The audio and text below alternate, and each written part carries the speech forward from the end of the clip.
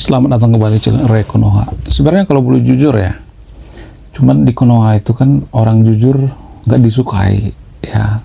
Orang jujur dimusuhi di Konoha. Kalau boleh jujur itu, semua manusia ini terlahir ateis. Ya, bayi yang baru lahir itu ateis. Karena apa? Karena bayi yang baru lahir itu nggak punya agama. Yang ngasih agama itu siapa? Ya orang tua kita, keluarga kita. Ya. Jadi kalau boleh jujur ya, agama itu kan semacam warisan, bukan pilihan kita. Nggak ada tuh misalnya bayi yang baru lahir ya, baru brojor misalnya. Terus dia ngomong, saya masuk agama ini aja deh, agama A misalnya, atau agama B misalnya. Nggak ada seperti itu ya.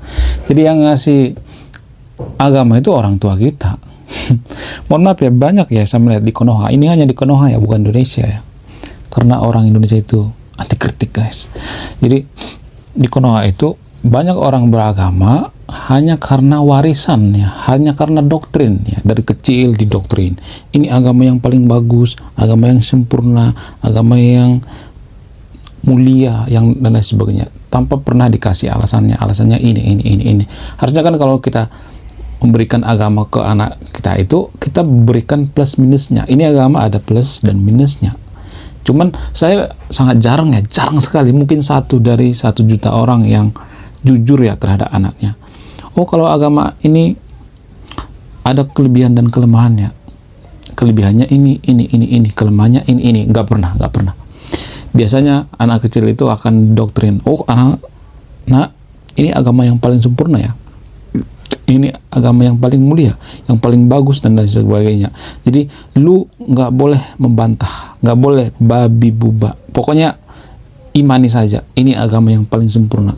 Kalau kita bertanya, misalnya nih anak kecil bertanya, maka biasanya ya orang tua yang di Konoha itu biasanya akan mengatakan, lu kan masih kecil, ngapain banyak tanya? Ikutin aja deh apa yang saya katakan. Gitu ya biasanya orang tua mengatakan seperti itu kepada anaknya. Cuman tanpa kita sadari ya, dari kecil kita itu ya, semenjak lahir itu, dari bayi itu kita sebenarnya ateis, tidak beragama. Tapi saya tidak nyuruh yang nonton video untuk jadi ateis ya. Disclaimer on ya, saya tidak nyuruh yang nonton video untuk jadi ateis. Saya hanya mengajak yang nonton video ini untuk berpikir kritis gitu, mengurai kembali gitu ya. Kenapa kita beragama, kenapa kita harus percaya Tuhan, kenapa kita harus bertuhan, dan lain sebagainya. Kemudian ya, saya melihat di Konoha itu ada persepsi yang mengatakan bahwa Tuhan kita yang paling sempurna, Tuhan kita yang paling maha segalanya, dan Tuhan orang lain sesat. Ya, ada banyak seperti itu ya, pemikiran-pemikiran atau persepsi. Cuman nggak secara terang-terangan diucapkan, Tuhan kita loh yang paling mulia, yang paling baik, Tuhan kamu tuh sesat dan lain sebagainya. Secara ya tidak langsung ada prinsip semacam itu di Konoha ya, tapi tidak terang-terangan. Menurut saya ini pemikiran-pemikiran yang sangat-sangat tolol ya, sangat-sangat bodoh gitu. Kenapa saya mengatakan seperti ini? Karena kalaupun Tuhan itu ada, Tuhan tidak sebodoh itu kawan. Kenapa? Katanya Tuhan itu satu ya, lalu kenapa kita menyesatkan Tuhan orang lain gitu? Kalau misalnya ada orang lain misalnya menyembah pohon misalnya, menyembah laut, menyembah batu misalnya, menyembah pasir misalnya, menyembah kotak hitam misalnya, menyembah batu meteor misalnya, sebenarnya yang kita sembah itu bukan batu meteornya ya, bukan, tapi ya Tuhan yang Maha Esa, Tuhan yang tidak bisa kita jelaskan, itu yang kita sembah. Tuhan kan nggak bisa dijelaskan secara ilmiah, nggak bisa, nggak ada definisi Tuhan. Kalau kita tanya ke 1000 orang arti Tuhan itu, maka akan ada 1000 jawaban. Ada yang mengatakan Tuhannya berawukan, ada yang mengatakan Tuhannya raksasa, ada yang mengatakan Tuhannya berkumis, ada yang mengatakan Tuhannya putih, ada yang mengatakan Tuhannya seperti orang negro, ada yang mengatakan Tuhannya seperti orang barat. Jadi macam-macam. Kenapa definisi Tuhan ini seperti macam-macam ya? Karena nggak bisa didefinisikan ya.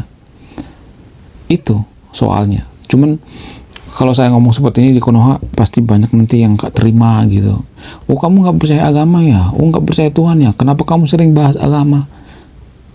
Jadi kalimat ini sama seperti lu golput nggak memilih ya, tapi kenapa kamu ngomongin politik? Justru karena kita mengerti politik gitu, kita ngerti capresnya gitu, kita ngerti politisinya. Oh politisinya nggak ada yang beres ini, tiga-tiganya sama semua misalnya ya, ada seperti itu misalnya ya.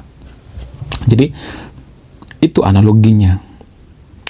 Orang yang tidak percaya agama itu tidak bisa dihakimi. Gimana kita menghakimi orang nggak percaya agama? Contoh misalnya nih, contoh ya, kita percaya Tuhan tertentu misalnya, Tuhan kita itu Tuhan personal misalnya, maha baik, maha murah, maha penyayang, maha penghukum, maha murka, maha segalanya dan lain sebagainya ya.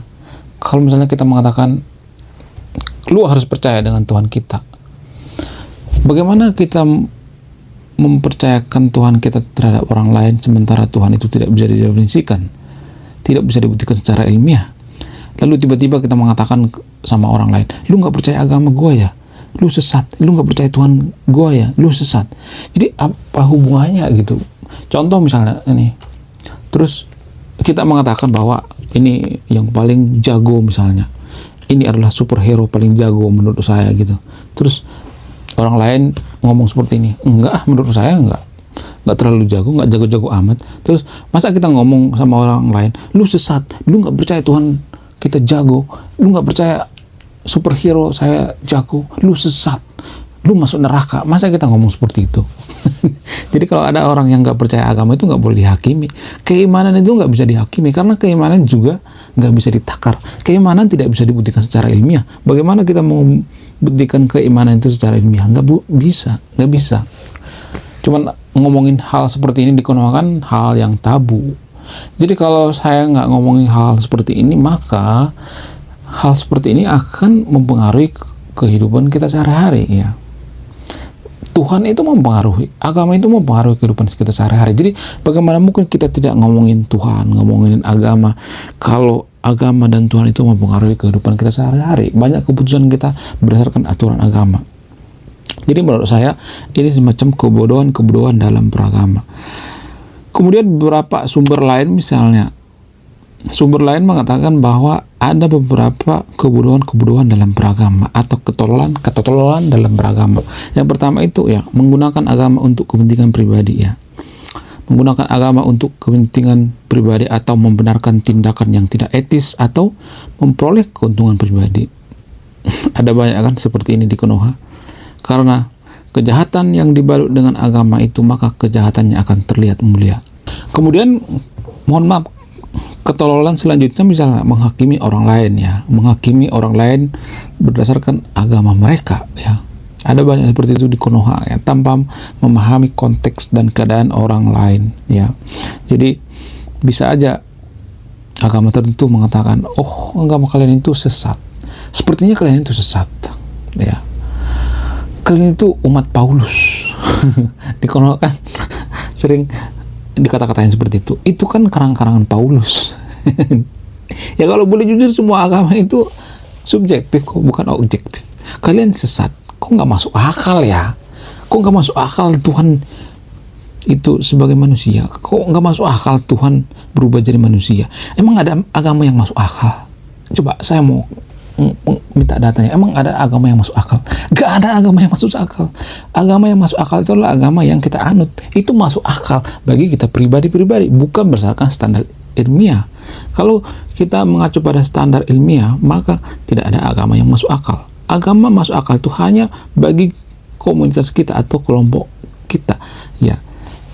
Sementara agama itu subjektif ya, bukan objektif ya. Dan kadang kita menghakimi orang lain bahwa agama orang lain itu sesat ya, menyembah pohon lah, menyembah berhala lah. Padahal kalau boleh jujur ya, kalau Tuhan itu tidak bisa didefinisikan, agama juga tidak bisa didefinisikan, nggak ada yang namanya menyembah berhala, nggak ada. Kalau misalnya ada yang mengatakan Tuhan kita itu Tuhan yang Maha Esa, mana? Definisikan dulu Tuhan yang Maha Esa itu apa? Definisikan dulu. Tuhan yang Maha Esa itu kan, itu bentuk antitesis daripada dewa-dewa. Jadi karena dewa-dewa atau dewa-dewi dalam agama terdahulu ya, bukan agama ya, mitologi terdahulu ya. Ya, zaman dulu kan percaya yang namanya dewa-dewi. Jadi muncullah Tuhan yang Maha Esa. Tuhan yang Maha Esa itu sebenarnya antitesis daripada kepercayaan dewa-dewi. Ya. Itu asal muasalnya. Jadi kalau boleh jujur, tidak ada yang namanya menyembah berhala. Kalau misalnya kita mengatakan bahwa Tuhan kita itu Tuhan yang Maha Esa, mana daktanya? Kan nggak bisa dibuktikan Tuhan yang Maha Esa itu secara ilmiah. Cuman karena ketidaktahuan kita mendefinisikan Tuhan, sehingga kita sebutlah Tuhan yang Maha Esa, Tuhan yang satu. Nggak ada Tuhan yang lain misalnya. Hanya ada Rasul-Rasul, Nabi-Nabi, dan lain sebagainya. Tuhan kan nggak bisa didefinisikan. Jadi menurut saya ini pemahaman yang keliru ya. Kemudian mengabaikan ajaran agama ya. Ya rata-rata agama itu zaman dulu ya, tapi zaman sekarang sudah berbeda. Zaman dulu itu mengajarkan tentang kebaikan-kebaikannya. Jadi standar agama zaman dulu, zaman sekarang ini sudah jauh berbeda ya. Zaman dulu iya mungkin relevan lagi yang namanya agama. Tapi menurut antropologi, agama itu kan produk budaya. Jadi itu artinya agama itu ya diciptakan manusia kalau berdasarkan produk budaya. Jadi artinya agama itu diciptakan manusia zaman dulu hanya relevan di zaman dulu, zaman sekarang sudah nggak relevan lagi ya. Ada banyak kontroversi gitu, ada banyak kontradiktif dalam kitab suci agama tertentu di Konoha ya, dan tidak relevan lagi di zaman sekarang ya. Itulah alasannya kenapa sering kita perhatikan orang semakin mendalami agama itu biasanya ya nggak semuanya tapi ya di Konoha akan semakin keblinger gitu. Cara berpikirnya keblinger, tidak rasional, ya kadang-kadang menyimpang gitu, ya dari pemikiran-pemikiran yang waras. Ada seperti itu ya, bahkan melakukan kekerasan berdasarkan agama. Ada banyak seperti di Konoha ya. Jadi kita jangan menutup mata gitu, jangan menutup kuping gitu. Hal-hal seperti ini terjadi di Konoha. Kalau hal seperti ini belum beres gitu, belum kelar di Konoha, maka akan susah majunya karena agama itu mempengaruhi kemajuan suatu bangsa ya. Pola pikir kita banyak dipengaruhi oleh agama. Jadi kalau agama tertentu di Konoha itu berorientasi pada kebencian misalnya, maka akan lahirlah manusia yang berorientasi pada kebencian ya. Jadi kalau misalnya suatu negara itu ada pemuka agama yang sering mengujarkan kebencian gitu, yang ceramahnya itu tentang menjelek-jelekkan agama lain dan lain sebagainya ya, menganggap bahwa agama yang paling benar, itu artinya ada banyak orang seperti itu di Konoha ya. Mereka itu ada karena apa? Karena ada peminatnya, ada orang ya yang mengidolakan. Jadi pemuka agama itu ada karena apa? Karena ada orang yang mengidolakan, ada orang yang apa? Yang percaya, ada orang yang yakin ya dengan dia. Jadi itu semacam kekurangan warga Konoha dalam beragama. Ini hanya di Konoha ya, disclaimer on ya. Semua yang saya ucapkan di video ini hanya terjadi di Konoha. Jadi menurut saya Tuhan tidak sebodoh itu kawan. Jadi jangan mengatakan bahwa Tuhan kita yang paling benar, Tuhan kita yang paling suci. Wong manusia lahirnya ateis kok. Dari lahir kita tuh ateis sebenarnya. Tapi saya tidak nyuruh yang terjadi untuk jadi ateis atau jadi agnostik ya. Jangan ya. Jadi agama itu diciptakan untuk kebaikan-kebaikan. Jadi kalau misalnya agama itu tidak bikin kita baik, ya apa bedanya kita dengan orang yang tidak beragama? Justru saya melihat orang yang tidak peduli dengan agama seperti negara-negara Jepang, Finlandia, Norwegia, Jerman dan sebagainya, mereka tidak peduli dengan agama. Maka saya jarang melihat ya tingkat kriminal lebih tinggi di sana daripada di negara si paling beragama seperti di Konoha. Jadi di Konoha itu agama cuma topeng doang sebenarnya, cuma kamuflase ya gitu. Sebenarnya kita itu bukan beragama sebenarnya, kalau boleh jujur ya. Warga Konoha itu tidak beragama, tapi mereka itu berkomunitas ya. Mereka berkomunitas membentuk semacam kubu-kubuan, firko ya antara aliran satu dengan aliran lain, berantem gitu, seperti tawuran gitu. Jadi hal-hal seperti inilah yang sering terjadi di Konoha dan sangat jarang kita pahami. Oke, sekian video ini. Terima kasih sudah menyimak dan memahami. Semua yang saya katakan di video ini disclaimer on ya, hanya terjadi di Konoha, dan saya tidak nyuruh yang untuk video untuk jadi ateis atau untuk jadi agnostik ya. Saya Ray Konoha, salam rasional.